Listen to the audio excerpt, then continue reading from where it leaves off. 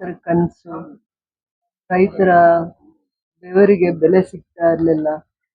ಅವರ ತಪಸ್ಸು ಇವತ್ತು ಫಲ ಸಿಗ್ತಾ ಇದೆ. ಬಹಳ ವರ್ಷಗಳ ಕನಸಾಗಿತ್ತು ರೈತರದು, ಈ ಭಾಗದ ಮುಖಂಡರದು. ಇಂಥದ್ದೊಂದು ಮಾರ್ಕೆಟ್ ಅವಶ್ಯಕತೆ ಇತ್ತು ನಮ್ಮ ಭಾಗದಲ್ಲಿ ರೈತರಿಗೆ ವಿಶೇಷವಾಗಿ. ಏನೇ ಬೆಳೆ ಬೆಳೆದ್ರು ಅದಕ್ಕೆ ಅವ್ರು ಬೆಳೆಯುವಂತ ಬೆಳೆಗೆ ಬೆಲೆ ಸಿಗ್ತಾ ಇರ್ಲಿಲ್ಲ. ಬಹಳ ಒದ್ದಾಡಿ ವ್ಯಾಪಾರ ಮಾಡ್ಬೇಕಾಗ್ತಾ ಇತ್ತು. ಇಂಥದ್ದೊಂದು ಮಾರ್ಕೆಟ್ನ ಮಾಡ್ಬೇಕು ಅಂತ ಒಂದು ಪ್ರಯತ್ನ ಮಾಡಿದಾಗ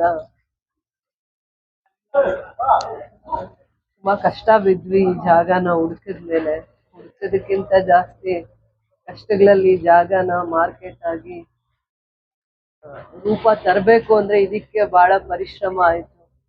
ಅಪವಾದಗಳ ಮೇಲೆ ಅಪವಾದಗಳನ್ನ ಎದುರಿಸಿ ಅದಕ್ಕೆ ದೇವ್ರ ಪೂಜೆ ಆಗ್ಬೇಕು ಅಂತ ಅಂದ್ಬಿಟ್ಟು ದೇವ್ರದೇ ಸಂಕಲ್ಪ ಮಾಡಿ ರೈತರಿಗೆ ಮುಂದೆ ಭವಿಷ್ಯದಲ್ಲಿ ಎಲ್ಲಾ ರೈತರಿಗೂ ಇಲ್ಲಿ ನ್ಯಾಯ ಸಿಗ್ಬೇಕು, ರೈತರ ದೇಗುಲ ಆಗ್ಬೇಕು. ಯಾರು ಏನೇ ಕಷ್ಟದ ಪರಿಸ್ಥಿತಿಯಲ್ಲಿ ಬಂದ್ರು ಅವ್ರಿಗೆ ನ್ಯಾಯ ಸಿಗ್ಬೇಕು, ಬೆಲೆ ಸಿಗ್ಬೇಕು.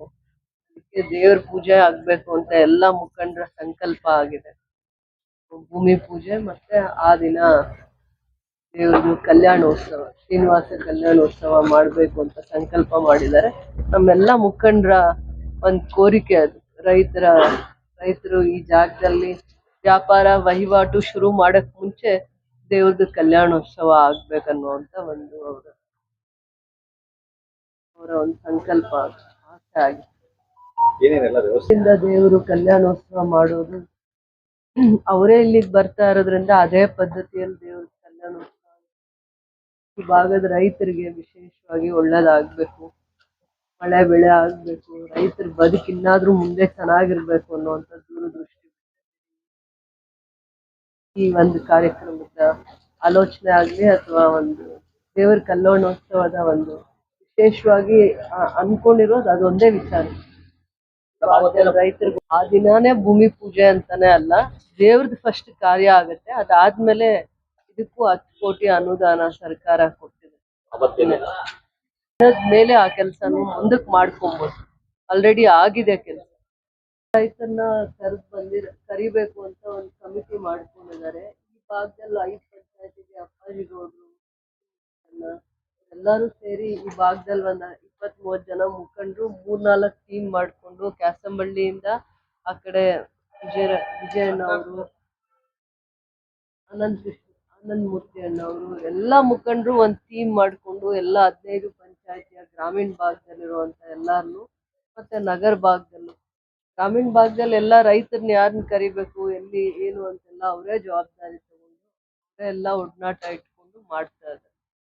ದೇವ್ರ ಕೆಲಸ ಅಂತ ಅವರೇ ಎಲ್ಲರೂ ಸೇರಿ ಶ್ರದ್ಧೆಯಿಂದ ಮಾಡ್ತಾ ಇದ್ದಾರೆ. PMC ಕಡೆಯಿಂದ ಮತ್ತೆ ಮೇಡಮ್ ಅವರ ಕಡೆಯಿಂದ ಇವತ್ತಿನ ದಿವಸ ಈ ಒಂದು ಶ್ರೀನಿವಾಸ ಕಲ್ಯಾಣೋತ್ಸವನ ಇಲ್ಲಿ ಹಮ್ಮಿಕೊಂಡಿದ್ದೇವೆ. ಅದರ ಜೊತೆಗೆ ರೈತರಿಗೆಲ್ಲ ಒಳ್ಳೇದಾಗಬೇಕು ಅನ್ನೋ ಒಂದು ಉದ್ದೇಶದಿಂದ ಒಂದು ದೇವರ ಒಂದು ಪೂಜೆ ನಡೆದಾದ್ಮೇಲೆ ಈ ಒಂದು ಭೂಮಿ ಪೂಜೆ ಮಾಡಬೇಕು ಅಂತ ಒಂದು ಚೆನ್ನಾಗಿದೆ ದಿವಸ ಅಂತ ಹೇಳ್ಬಿಟ್ಟು ಒಂದು ಪೂಜೆ ಇಟ್ಕೊಂಡಿದ್ದೇವೆ. ಅದು ಒಂದು 10 ಕೋಟಿನಲ್ಲಿ ಒಂದು ಕಾಮಗಾರಿ ಸ್ಟಾರ್ಟ್ ಆಗುತ್ತೆ. ಅದೇ ಮೇಡಮ್ ಕಲ್ಯಾಣೋತ್ಸವ ಕಾಂಕ್ರೀಟ್ ರೋಡ್ಸ್ ಇದೆ, ಡ್ರೈನ್ಸ್ ಇದೆ, ವಾಟರ್ ಫೆಸಿಲಿಟೀಸ್ ಇದೆ, 2 ಗೇಟ್ ಆರ್ಚ್ ಗೇಟ್ಗಳು 2 ಇದೆ. ಸೌಕರ್ಯ ಬೇಕು, ಅದಕ್ಕೆಲ್ಲ ವ್ಯವಸ್ಥೆ ಮಾಡ್ಕೊಂಡಿದ್ದೇವೆ ಒಂದು 10 ಕೋಟಿನಲ್ಲಿ. ನೆಕ್ಸ್ಟ್ ಫರ್ದರ್ ಅನುದಾನ ಬರುತ್ತೆ, ಅದರಲ್ಲಿ ಮಿಕ್ಕಿದ್ದು ಅಡ್ಮಿನಿಸ್ಟ್ರೇಟಿವ್ ಬ್ಲಾಕ್ ಎಲ್ಲ ಮಾಡ್ತೀವಿ. ಇಷ್ಟು ಮಾತ್ರ ಮಾಡ್ತೀವಿ ನಾವು. ಇವೆಲ್ಲ ಆಗ್ಬೇಕಲ್ಲ ಸರ್, ಇನ್ನ ಒಂದು 6 ತಿಂಗಳ ಮೇಲೆ ಒಂದು 6-8 ತಿಂಗಳು ಆಗುತ್ತೆ. ಇದೆಲ್ಲ ಕೆಲಸ ಆದ್ಮೇಲೆ ನಾವು ಸ್ಟಾರ್ಟ್ ಮಾಡೋಕ್ಕಾಗೋದು ಕಾರ್ಯ.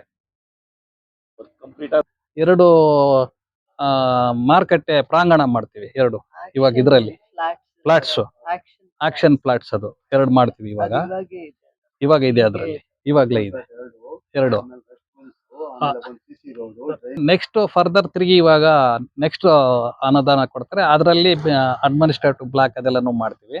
ಅದಕ್ಕೆಲ್ಲ ಆಫೀಸ್ ಎಲ್ಲಾನು ಬೇಕಾಗುತ್ತೆ. ಯಾಕಂದ್ರೆ ರೈತರು ಬಂದ್ರೆ ಇಲ್ಲಿ ವರ್ತಕರಿಗೆ ಆಫೀಸ್ ಒಂದು ಬೇಕಾಗುತ್ತೆ, ಅವರು ಆಕ್ಷನ್ ಮಾಡುವಾಗ ಅವ್ರಿಗೆಲ್ಲ ಸೌಕರ್ಯಗಳು ಬೇಕಾಗುತ್ತೆ.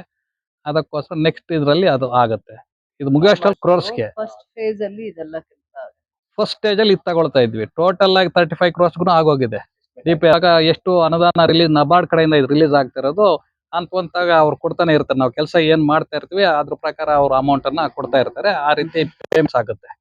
ಅಡ್ಮಿನಿಸ್ಟ್ರೇಟಿವ್ ಬ್ಲಾಕ್ ಅಂದ್ರೆ ಇವರು ಎಲ್ಲ ಡೈರೆಕ್ಟರ್ಸ್ ಇದಾರಲ್ಲ, ಅವರು ಮತ್ತೆ ಆಫೀಸರ್ ಇಲ್ಲೇ ಬಂದು ಇಲ್ಲಿಂದೆಲ್ಲ ಏನೇನಿದೆ ಇರುತ್ತೆ ಅದನ್ನೆಲ್ಲ ನೋಡೋದಕ್ಕೆ ಇಲ್ಲೇ ಆಫೀಸ್ ಮಾಡ್ತೀವಿ ನಾವು. KGF ಅಲ್ಲಿ ಇವ್ರಿಗೆ ಆಫೀಸ್ ಮಾಡಿಲ್ಲ, ಇಲ್ಲೇ ಮಾಡ್ತೀವಿ. ರೈತರ ಆಫೀಸ್ ಇಲ್ಲೇ ಇರುತ್ತೆ. 9 ಗಂಟೆ ಮೇಲೇನೆ, 9:30 ಮೇಲೆ ಸ್ಟಾರ್ಟ್ ಆಗುತ್ತೆ. ಪೂಜೆ ಎಲ್ಲ ಆದಾದ್ಮೇಲೆ ಎಲ್ರಿಗೂ ಅರಿಶಿನ ಕುಂಕುಮ ಅದಾದ್ಮೇಲೆ, ಪೂಜೆ ಆದ್ಮೇಲೆ ಅದೆಲ್ಲ ಅರಿಶಿನ ಕುಂಕುಮ ಎಲ್ಲ ಕೊಡ್ಬೇಕಾಗುತ್ತೆ ಎಲ್ಲ ಲೇಡೀಸ್ಗೆ. ಅದೆಲ್ಲ ಕೊಟ್ಟಾದ್ಮೇಲೆ ಪೂಜೆ ಮುಗಿದಾದ್ಮೇಲೆ ಅಲ್ಲಿ ಇದು ಭೂಮಿ ಪೂಜೆ ಒಂದು ಮಾಡ್ತೀವಿ. ಒಳ್ಳೆ ದಿವಸ ಅಂತ ಮಾಡ್ತೀವಿ, ಇಲ್ಲಾಂದ್ರೆ ಇನ್ನ ಲೇಟ್ ಆಗಿ ಮಾಡ್ತಾ ಇದ್ವಿ. ಇದು ಒಳ್ಳೆ ದಿವಸ ಅಂತ ನಾಳೆ ಒಂದು ಚಿಕ್ಕದಾಗಿ ಒಂದು ಪೂಜೆ ಮಾಡ್ತೀವಿ. ಆಮೇಲೆ ಊಟದ ವ್ಯವಸ್ಥೆ ಇರುತ್ತೆ. ಊಟ 1 ಗಂಟೆ 1:30ವರೆಗೂ ನಡೆಯುತ್ತೆ. ಅದೆಲ್ಲ ಕ್ಲೋಸ್ ಆಗುತ್ತೆ. ಇದೇ ಬ್ರೀಫ್. ಯಾಕಂದ್ರೆ ಏನ್ ಸರ್ ವ್ಯವಸ್ಥೆ ಮಾಡಿದ್ದಾರೆ ಸರ್, ಬರ್ತಾ ಇದೆ. ಲಡ್ಡುನು ಕೊಡ್ತೀವಿ, ಕೊಡ್ತೀವಿ ಅಂತಾನೆ ವ್ಯವಸ್ಥೆ ಮಾಡಿರೋದು. ನಮ್ಗೆ ಅಲ್ಲಿ ಸಿಗೋದು ಸ್ವಲ್ಪ ತೊಂದರೆ ಆಗಿದೆ, ಇನ್ನ ಇದ್ರಲ್ಲಿದೆ. ಎಷ್ಟು ಬಂದ್ರು ಎಲ್ರಿಗೂ ಅನ್ಸ್ತೀವಿ ಅಂದ್ರೆ ಅರ್ಧ ಕೂಡ ಏನೋ ಒಂದ್ ಮಾಡ್ಬೇಕಾಗತ್ತೆ. ಯಾಕಂದ್ರೆ ನಮ್ APMC 2 ಭೂಮಿ ಪೂಜೆ ಮಾಡ್ಕೊಂಡು ಭೂಮಿ ಪೂಜೆ ಕಾರ್ಯಕ್ರಮ ಒಂದು ಹಮ್ಮಿಕೊಂಡಿರ್ತೇವೆ. ಭೂಮಿ ಪೂಜೆ ಆದ ನಂತರ ಲಕ್ಷ್ಮೀ ಪೂಜೆ ನಡೀತದೆ. ಲಕ್ಷ್ಮೀ ಪೂಜೆ ಆದ್ಮೇಲೆ 10 ಗಂಟೆಗೆ ಸತ್ಯನಾರಾಯಣ ಸ್ವಾಮಿ, ಲಕ್ಷ್ಮೀ ವೆಂಕಟರಮಣ ಸ್ವಾಮಿ ಕಲ್ಯಾಣೋತ್ಸವ ನಡೀತದೆ. ಈ ಶ್ರೀನಿವಾಸ ಕಲ್ಯಾಣ ತಿರುಮಲದಿಂದಲೇ ಅರ್ಚಕರು ಬಂದು ಇಲ್ಲಿ ದೇವಿ ದೇವತೆಗಳನ್ನ ತಂದು ಇಲ್ಲಿ ಶ್ರೀನಿವಾಸ ಕಲ್ಯಾಣ ಮಾಡ್ತೀವಿ. ಸುಮಾರು ಜನಕ್ಕೆ ನನ್ನಂತವ್ರು ಸೇರ್ಕೊಂಡು ಸುಮಾರು ಜನಕ್ಕೆ ತಿರುಮಲ ಹೋದ್ರು ಕೂಡ ಈ ಕಲ್ಯಾಣೋತ್ಸವ ಕಾರ್ಯಕ್ರಮ ನೋಡೋಕೆ ಆಗೋದಿಲ್ಲ. ಅಂತ ಒಂದು ಕಾರ್ಯಕ್ರಮ ಇಲ್ಲಿ ಮೇಡಮ್ ಅವರ ಒಂದು ಕೃಪೆಯಿಂದ ನಾವಿಲ್ಲಿ ಹಮ್ಮಿಕೊಂಡಿದ್ದೇವೆ. ರೈತರು ಹೆಚ್ಚಿನ ಸಂಖ್ಯೆಯಲ್ಲಿ ಬಂದು ಭಾಗವಹಿಸಿ, ಯಾಕಂದ್ರೆ ಒಂದು ಕಲ್ಯಾಣೋತ್ಸವ ನೋಡಿದ್ರೆ ಸಕಲ ದೋಷಗಳು ಪರಿಹಾರ ಆಗ್ತದೆ ಅಂತ ಹೇಳಿ ಹಿರಿಯರು ಹೇಳಿದ್ದಾರೆ. ಅದಕ್ಕೋಸ್ಕರ ಇಂಥ ಕಲ್ಯಾಣೋತ್ಸವ ಮಾಡಿದ್ರೆ ಈ ಜಾಗನೂ ಪವಿತ್ರ ಆಗ್ತದೆ, ನಾವು ಒಂದಷ್ಟು ದೋಷ ಪರಿಹಾರ ಮಾಡಿಸ್ಕೊಂತೀವಿ ಅನ್ನೋ ಉದ್ದೇಶದಿಂದ ಎಲ್ಲರೂ ಈ ಕಾರ್ಯಕ್ರಮದಲ್ಲಿ ಭಾಗವಹಿಸಬೇಕು. ಬೆಳಿಗ್ಗೆ 9ರಿಂದ ಲಕ್ಷ್ಮೀ ಪೂಜೆ, ಭೂಮಿ ಪೂಜೆ, ನಂತರ ಶ್ರೀನಿವಾಸ ಕಲ್ಯಾಣ, ಎಲ್ರಿಗೂ ಊಟ ವ್ಯವಸ್ಥೆ ಇರ್ತದೆ. ಹೆಣ್ಮಕ್ಳಿಗೆ ಅರಿಶಿನ ಕುಂಕುಮ ಕೊಡೋ ಒಂದು ಕಾರ್ಯಕ್ರಮ ಇರ್ತದೆ. ಎಲ್ರಿಗೂ ಗೌರವದಿಂದ ನಾವು ನಡೆಸ್ಕೊಂಡು ಈ ಕಾರ್ಯಕ್ರಮ ನಡೆಸ್ಕೊಳ್ಬೇಕು ಅಂತ ಅನ್ಕೊಂಡಿದೀವಿ. ಎಲ್ಲಾ ರೈತ ಬಾಂಧವರು ಈ ಕಾರ್ಯಕ್ರಮದಲ್ಲಿ ಭಾಗವಹಿಸಿ ಈ ಒಂದು ಕಾರ್ಯಕ್ರಮವನ್ನ ಯಶಸ್ವಿಗೊಳಿಸ್ಬೇಕಂತ ಹೇಳಿ ಎಲ್ಲಾ ರೈತರಿಗೂ ನಾನು ಕೋರ್ಕೊಂತೇನೆ.